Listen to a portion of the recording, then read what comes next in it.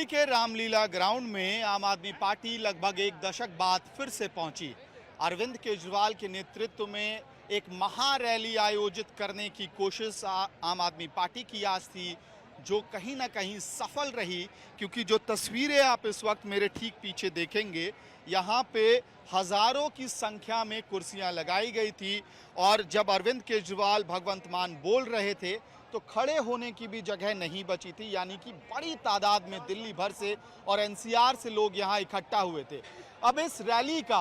Ramlila ground से जो हुंकार अरविंद केजरीवाल ने दी है, इसका 2024 के चुनावों में और बड़े पिक्चर में क्या असर होने वाला है, इसको हमको इस तरह से समझना चाहिए कि 2024 की लड़ाई में अभी एक साल है। भगवंत मान दिल्ली पहुंचे और उन्होंने साफ साफ तौर पे कहा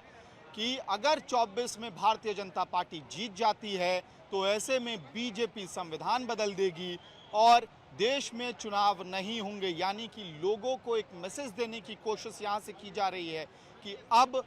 बीजेपी को 2024 में हराना बहुत जरूरी है, चाहे वो दिल्ली के 7 सीटों की बात हो या देश की बात हो। इसके साथ साथ कपिल सिब्बल, जो रेनाउंड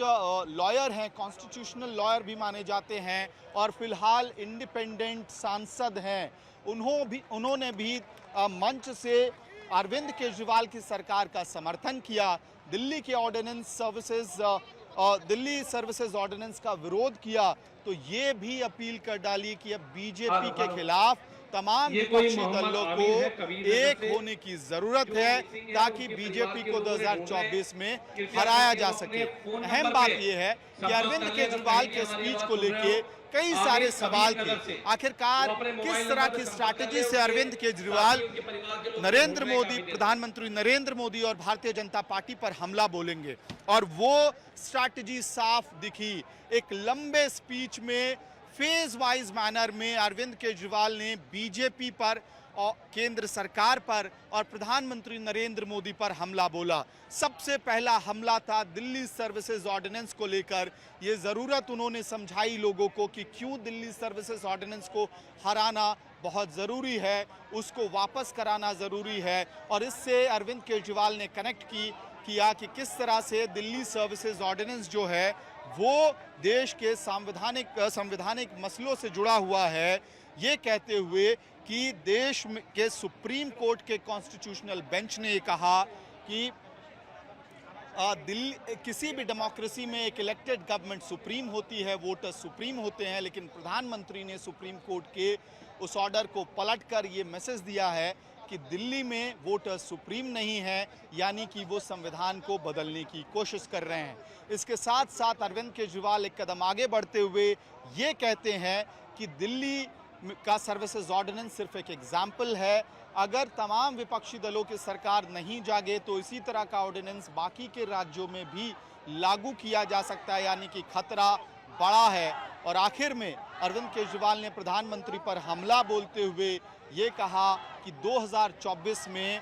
बीजेपी के सांसदों को हराना, बीजेपी की सरकार को हराना बहुत ज़रूरी है। यानी कि निशाना दिल्ली सर्विसेज ऑर्डिनेंस पर था, तो एम जो लंबा डेस्टिनेशन है, एक साल की जो लंबी लड़ाई है लोकसभा के लिए, उस पर भी कहीं ना कहीं इंडिकेशन अरविंद केजरीवाल ने अपनी तरफ से दे दिया है अपने सपोर्टर्स को और साथ ही विपक्षी दलों को। अहम बात यह है कि ये महारैली रामलीला ग्राउंड में उस वक्त हो रही है जब मुश्किल से 10 दिन बाद पटना में, बिहार में विपक्षी दलों की एक अहम बैठक होने वाली है, जिसमें तमाम विपक्षी दलों के नेता शामिल होंगे। दिल्ली से आम आदमी पार्टी के मुखिया अरविंद केजरीवाल के साथ साथ पंजाब के मुख्यमंत्री भगवंत मान भी उस मीटिंग में जाएंगे। और उसके पहले कहीं ना कहीं आम आदमी पार्टी ने टोन और टेनर सेट करने की कोशिश की है उस मीटिंग की कि एक विपक्षी एकता ज़रूरी है, बीजेपी को 2024 में हराना ज़रूरी है और दिल्ली वाले मामले में तमाम विपक्षी पार्टियों को भी दिल्ली सरकार का समर्थन करना, आम आदमी पार्टी का समर्थन करना